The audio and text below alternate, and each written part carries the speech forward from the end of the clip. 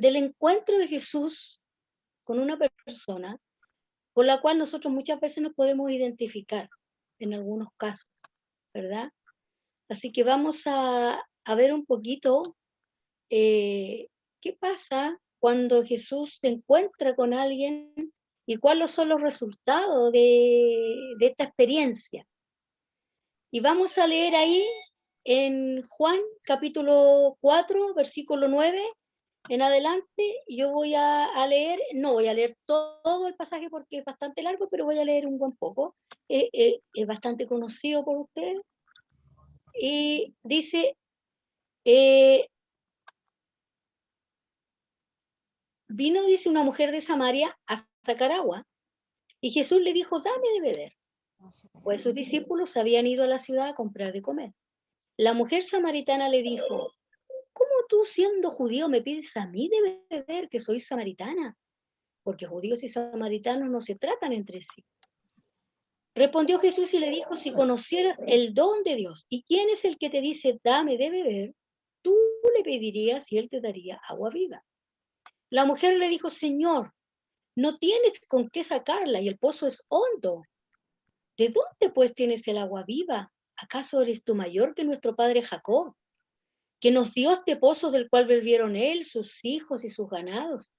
Respondió Jesús y le dijo, cualquiera que bebiere de esta agua volverá a tener sed, mas el que bebiere del agua que yo le daré no tendrá sed jamás, sino que en él será una fuente de agua que salte para vida eterna. Muy bien, voy a acomodar un poquito acá. Vamos a ver entonces esta historia que nos habla del encuentro de Jesús con esta mujer, con la samaritana. Pero, ¿quién eran los samaritanos? Porque a veces nosotros leemos, pero no sabemos en realidad, dice que no se tratan entre sí. Bueno, pero ¿qué pasaba aquí? ¿No es cierto? Un poquito de historia, ¿no es cierto? Cuando uno lee los evangelios, nota que en época de Jesús había cierto antagonismo, no era cierto antagonismo, era un antagonismo gigante, ¿no es cierto?, entre los judíos y los samaritanos. Debido a esto, uno llega a creer que los samaritanos no eran hebreos, pero en realidad eran una mezcla, ¿ya? Pero también eran hebreos. Ese antagonismo lo vemos en varios pasajes, ¿verdad? Los más conocidos son el caso de la samaritana en el pozo y el caso de los 10 leprosos en Lucas, pero hoy nos vamos a centrar en el caso de Jesús con la samaritana. ¿Quiénes eran estos samaritanos? Eran habitantes de la ciudad y región de Samaria, no eran bien vistos por los judíos del sur debido a ciertas diferencias raciales que provenían desde la época del primer cautiverio. Por eso es que la mujer samaritana se extraña de que Jesús le dirija la palabra. Ese antagonismo tuvo su origen muchos siglos antes, cuando la región de Samaria recibió inmigrantes que no eran hebreos. Entonces Samaria se convirtió en un lugar de refugio para todos los forajidos de Judea. Josué 27 nos habla de esto y 20:21. Los samaritanos recibieron voluntariamente a criminales judíos y refugiados de la justicia, los violadores de las leyes judías y quienes habían sido excomulgados encontraron seguridad para sí mismos en Samaria, aumentando considerablemente el odio que existía entre estas dos naciones. Acuérdense ustedes que el reino de Israel se divide en dos y Samaria era de una parte, entonces estaba aquí esta pugna entre el lado norte y el lado sur, después que hubo la división del reino. Los samaritanos recibieron solamente los 5 libros de Moisés, por lo tanto rechazaron los escritos de los profetas y todas las tradiciones judías.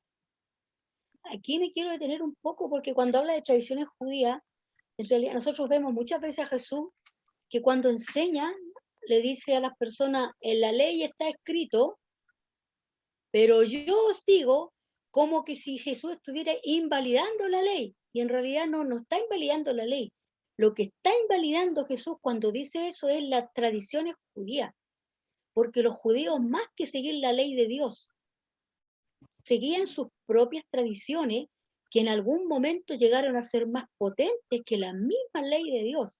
Y todas las veces que nosotros encontramos a Jesús diciendo, la ley dice, pero yo les digo, la ley dice esto, pero en realidad, ¿saben qué? Yo les digo, no, esto otro. En realidad Jesús no está haciendo un problema con la ley de su Padre. No, lo que está diciendo, hace harto rato que ustedes la ley de mi Padre ya no la consideran, porque para ustedes lo más importante, ¿qué es lo que son? Las tradiciones judías, sus propias tradiciones. Entonces, cuando encontramos a Jesús con este lenguaje, no es que esté abrogando la ley de su Padre, bajo ningún punto de vista. Por eso que tenemos que tener claro un poquito y diferenciar esto. Recordemos entonces acá lo que les decía adelante, que el reino de Salomón se dividió en dos, uno llamado Israel al norte y otro llamado Judá al sur, y que el reino del norte cayó en manos de los asirios como en el 586, más o menos, si no mal no me acuerdo, antes de Cristo. Largo tiempo antes de que el sur cayera en manos de los babilonios. Lo que dice el siguiente versículo y los sucesivos nos dan idea del origen de ese antagonismo, y ahí en Segunda de Reyes 17:24 más o menos nos muestra un poquito esto. Entonces, como vemos en el pasaje anterior, muchos de los habitantes de Samaria eran de origen asirio, babilónico, y por lo tanto sus descendientes no eran hebreos. Es seguro que algunos de estos extranjeros se mezclaron con algunos de los hebreos que quedaron en Palestina luego de la transmigración a Asiria. Desde que los samaritanos se separaron de la comunidad judía y construyeron su propio templo sobre el Gerizim, existieron fuertes tensiones entre judíos y samaritanos. Y aquí vamos a encontrar la explicación de esta, cuando la mujer samaritana le nombra a Jesús este monte, el monte Gerizim. Para los judíos de la época, los samaritanos eran una raza híbrida entre israelitas y paganos. Así era. Tan repugnante que un judío estricto evitaba acercarse a ese país. O sea, por eso es que los judíos rodeaban eh, para ir de un lugar a otro, y por una curva, o sea, por una línea recta llegaban rápido, pero preferían demorarse y dar toda la vuelta para no pasar por donde estaban los samaritanos. Jesús, siendo un judío religioso, dice, se suponía que si quería ir a Galilea, debía entonces rodear Samaria. Pero estoy tratando de bajar un poquito. Ahí sí. Pero vemos que Jesús hace lo opuesto, ¿verdad? Jesús hace otra cosa. Pero un poquito se me... Ahí. ¿Verdad? Aquí tenemos un mapa donde más o menos nos puede mostrar. Por otro lado, siempre, según las costumbres de la época, las mujeres iban a sacar agua temprano en la mañana. Este es un dato a tener en cuenta. O cuando había refrescado la tarde, y siempre iban en grupo, como siempre las mujeres, hasta el baño vamos acompañadas, pues ya dígame que no. Los hombres nunca han entendido esto. Pero ¿por qué las mujeres van al baño acompañadas? Vamos acompañadas, a todas partes, ¿cierto? ¿No es? ¿Verdad? Que la samaritana estuviera en el pozo al mediodía y sola sugiere que no tenía buena reputación entre las mujeres de su pueblo, porque estaba a una hora no apropiada y además iba sola. Entonces esto a Jesús mismo le llamó inmediatamente la atención. Finalmente, las reglas sociales tampoco permitían que los hombres hablaran con mujeres desconocidas, sobre todo si su marido no estaba presente, ni a las mujeres con hombres que no fueran sus parientes. Es decir, este era un diálogo que era desde todo punto de vista imposible que se diera. Cuando la samaritana llegó al pozo de Jacob para sacar agua, era una persona entonces sin horizonte y no tenía objetivos en su vida. Ella vivía su día a día, viviendo ahí escondida, haciendo su vida lo mejor que podía, pero ella sabía que era una persona desechada y despreciada por la sociedad. Estaba angustiada, pero buscaba la felicidad y no la encontraba en ninguna parte. Acudía diariamente al pozo para saciar su sed y la de los suyos, pero por mucho que bebieran, volvía a tener sed. Sed de búsqueda o de insatisfacción.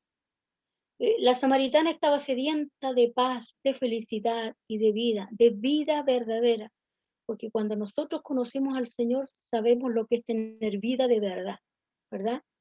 La buscaba, había hecho muchos intentos, varios intentos había hecho, ¿verdad? Pero nunca la había encontrado. Ignoraba a ella su propio valor personal y por ello eligió una vida, dice, de inseguridad, y ninguno de sus esposos había sabido valorarla como era debido. Por eso que decimos que ella había intentado en diferentes oportunidades ser feliz, hacer su vida. Por eso que tenía distintos esposos, porque no le resultaban. Los maridos, yo me imagino que se le portaban mal, ¿verdad? Tal vez la golpeaban. Y tal vez alguno le diría, no, si tu matrimonio hasta la muerte, hasta que la muerte nos separe, así que tú calladita nomás, y nosotros sabemos que eso no debe ser, jamás. Nosotros siempre de todas estas lecciones vamos sacando lecciones de vida para nosotros. Nunca una mujer debe permitir que su marido la golpee, de ninguna manera, de ninguna manera. Y vemos entonces en el relato de Jesús cansado del camino y sediento, y esta nosotros lo cantamos siempre, cansado del camino, ¿verdad? Bueno, en esto está inspirada la canción, ¿no es cierto? Y que llega junto a este pozo de Jacob en espera de que alguien llegara a sacar agua del pozo y le ofreciera a él de beber, tenía sed. Pero nosotros sabemos que Jesús se las trae. Él ya tenía aquí, la tenía aquí a la mujer, ¿no es cierto? Se las trae Jesús. Entonces, ¿qué hace? Para los judíos la samaritana no era importante. Primero porque era samaritana y segundo porque era mujer. Ojo con esto porque la cultura judía es muy machista. Por eso es que hay situaciones que nosotros en la Biblia no podemos aplicar a nosotros hoy, como por ejemplo que la mujer no haga nada en la iglesia. Eso no corresponde, ¿verdad? Era simplemente una samaritana y además mujer, y por lo tanto miembro de una raza apóstata. Debido a los estándares de aquella época, la samaritana no tenía educación cultural y su reputación, con tantos maridos como había tenido, no era la óptima, ni la más buena, más aún si tenemos en cuenta que convivía con un hombre que en realidad tampoco se había casado con ella. Al parecer ella tenía solamente lo que se usa hoy, convivientes, parejas, que así se usa. Bueno, en ese tiempo ella parece que también tenía parejas. Jesús entonces le dirige la palabra y le pide agua. Ya la mujer yo creo que queda impresionada de ver que un hombre judío la habla más encima. Y más encima le pide algo. O sea, ella quedó impresionada. Entonces dice más que una leve molestia. La sorpresa de la samaritana ante las palabras de este varón judío debió ser enorme, ¿verdad? Jesús sabía perfectamente lo extraño de la situación al estar conversando con una persona de Samaria, pero a Jesús esto no le importaba. A él, ya que jamás Jesús hizo acepción de personas, nuestro Dios nunca hará acepción de personas. Entonces, ella responde a Jesús con una pregunta. Y a veces cuando nosotros nos dicen algo, nos preguntan algo, y cuando nos sorprenden y no encontramos qué hacer, respondemos con otra pregunta. Y por ahí dicen, nunca respondas una pregunta con otra pregunta. Pero a veces nos pasa, y a esta mujer, ¿cómo? Siendo judío me pides a mí de beber que soy mujer y samaritana. O sea, ni siquiera se preocupa de darle una respuesta a Jesús sobre la petición de Jesús, sino que ella estaba tan asombrada que le dice, ¿cómo? Cuando Jesús comenzó a hablar con la mujer, ella no quiso hablar de ella misma, de su problema, ¿verdad? De hecho, dado que es más fácil hablar de religión o de otros temas que de uno mismo, ella comenzó con una discusión teológica. Sin embargo, Jesús con sensibilidad y cuidado le hace ver que ella como persona le importa a él y que también le importa su dolor y su sufrimiento.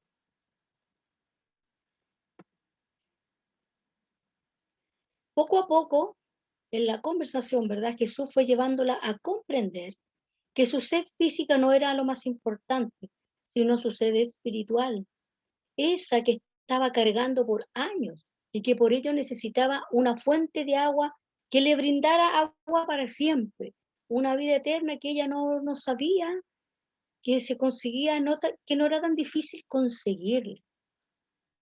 Ella tal vez pensaría que tenía que cumplir ciertos estándares sociales, culturales, pero en realidad no, porque si fuera por eso nosotros estamos la mayoría perdidos.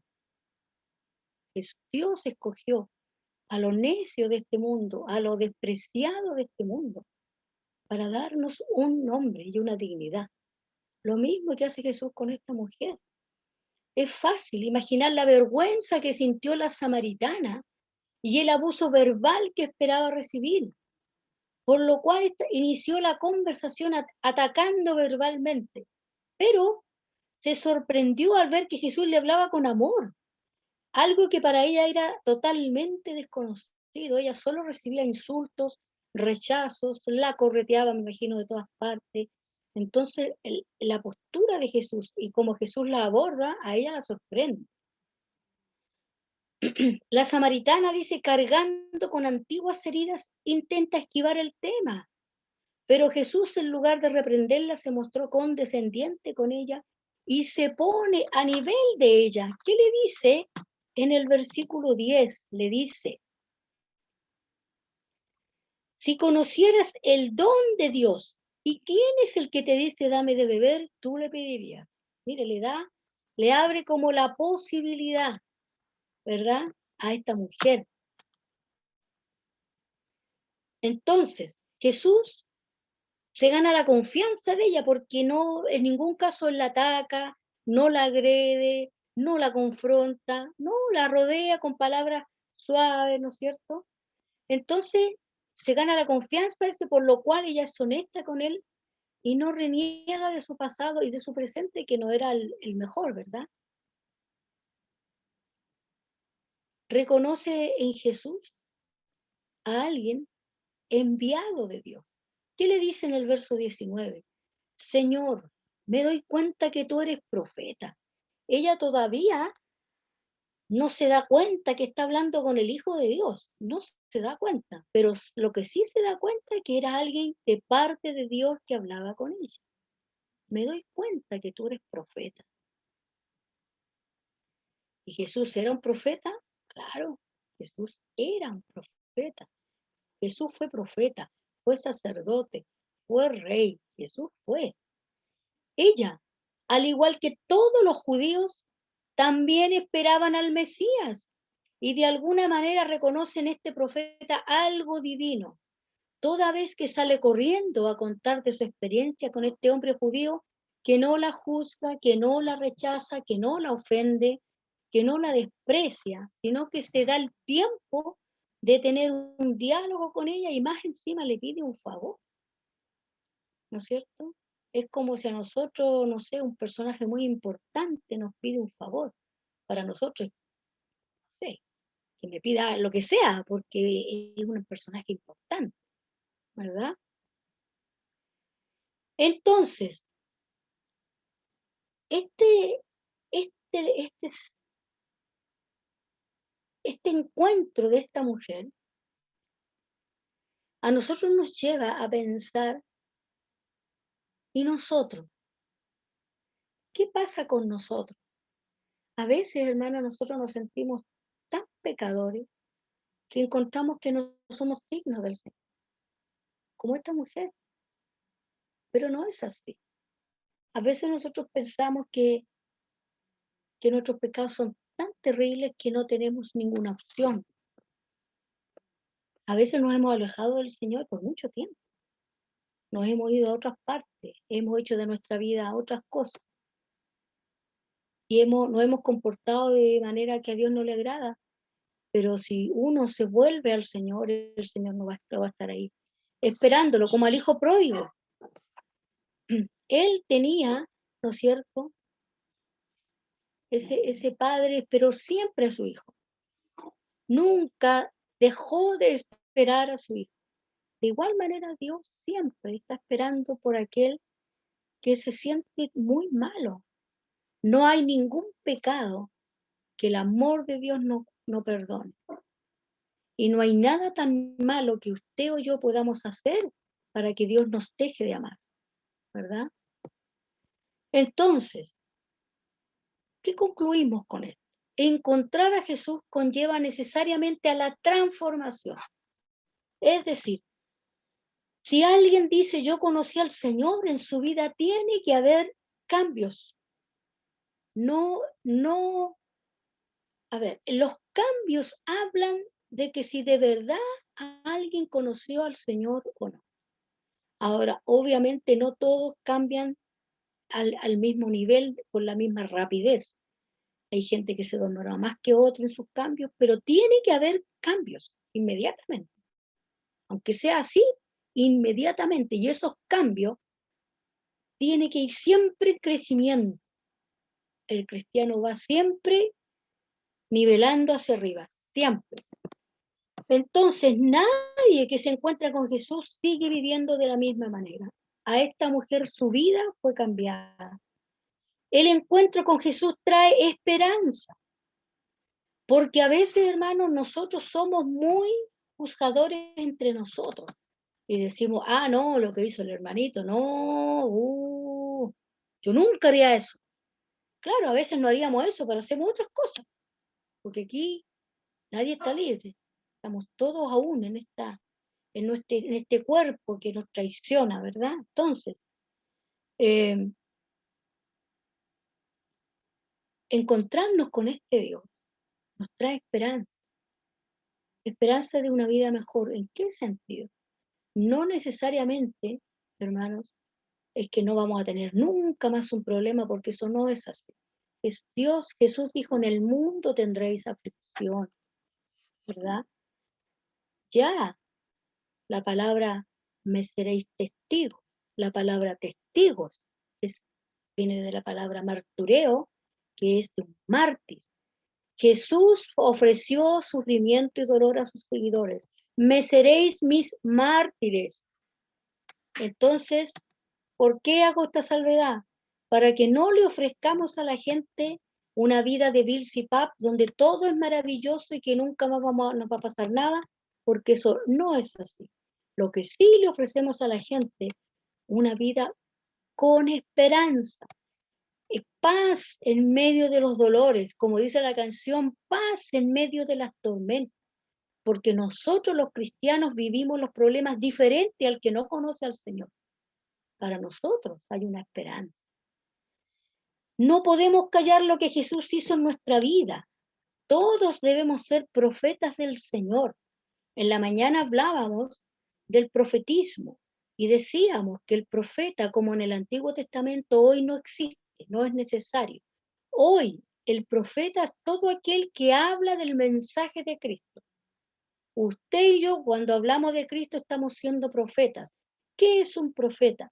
Uno que habla un mensaje que le fue encomendado. Ese es un profeta. Y nosotros se nos encomendó un mensaje, y de predicar las buenas nuevas de salvación. Ese es el mensaje, ese es el único mensaje que nosotros los cristianos tenemos que entregarle a la gente, ¿verdad? No debemos tampoco juzgar a las personas por la apariencia, por lo que vemos o por la vida que lleve. Porque si Dios a nosotros no nos cerró la puerta, nosotros tampoco se la cerramos a nadie. Entonces, hermanos, no hay nadie lo suficientemente malo que no alcance el amor de Dios a cubrir ese pecado. Y no hay nadie, y no hay nada tan malo que yo pueda hacer para que Dios diga, ya no la amo más. Si ustedes como padres saben que aunque ustedes se enojen con su hijo y lo reprendan cuando se porta mal y le den un castigo porque se porta mal, eso no significa que usted lo dejó de amar. Dios es igual.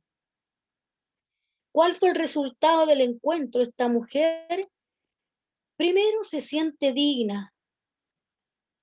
Cuando nosotros conocemos al Señor, sabe que Dios nos da dignidad. Eso es una realidad más grande que una casa, hermano. Dios a nosotros nos da dignidad de persona.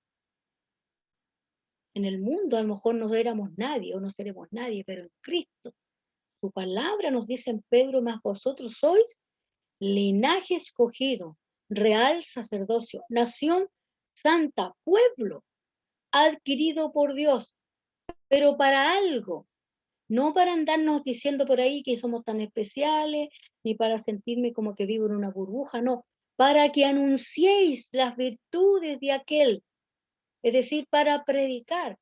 Lo que hace esta mujer, sale corriendo a contarle a todo el mundo lo que vivió con este hombre y a contar. Fue la primera evangelista que tuvimos, fue la samaritana, imagínese usted. Salió corriendo a contarle a todos lo que este hombre había hecho por ella. Esta mujer se sintió amada. Y nosotros cuando venimos al Señor nos sentimos amados. Usted, que a veces se siente que es tan pecador, Dios le ama como usted es.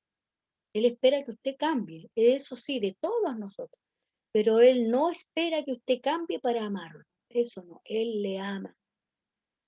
Cuando nosotros nos encontramos con Dios, nos sentimos amados, nos sentimos valorados, tenemos un valor como persona. Sabemos que yo como persona tengo un valor y que puedo ser un aporte también para otros.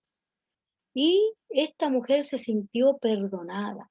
Usted puede tener la confianza de que si usted viene a Cristo, Él le perdona.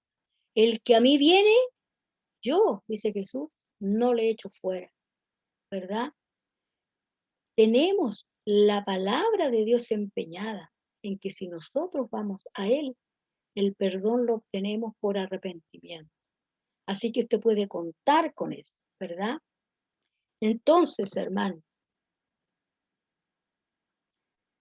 así nosotros a veces vivíamos en el desierto, tristes, rogando y suplicando por una ayuda que no lográbamos encontrar, y la soledad era inmensa. Estábamos rodeados de personas y la soledad inmensa. Tal vez alguno de ustedes algún momento lo ha vivido o lo puede vivir y te sientes hoy, a pesar de que a veces conocemos al Señor, igual a veces pasamos por estos desiertos que a veces Dios lo permite. El Salmo 23 ya lo dice, aunque ande en valle de sombra y de muerte. Es decir, vamos a veces a pasar por estos baches.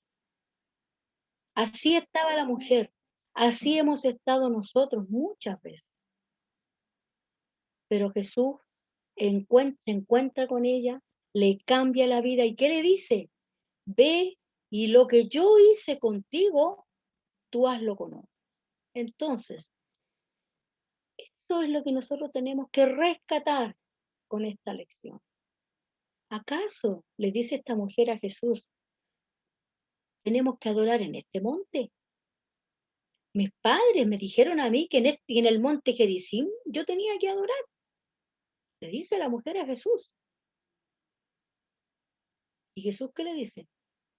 Yo te digo que llegó la hora que ni en este monte, ni en el otro, en ningún monte, es necesario adorar a Dios, porque a Dios desde aquí en adelante se le va a adorar en espíritu y en verdad.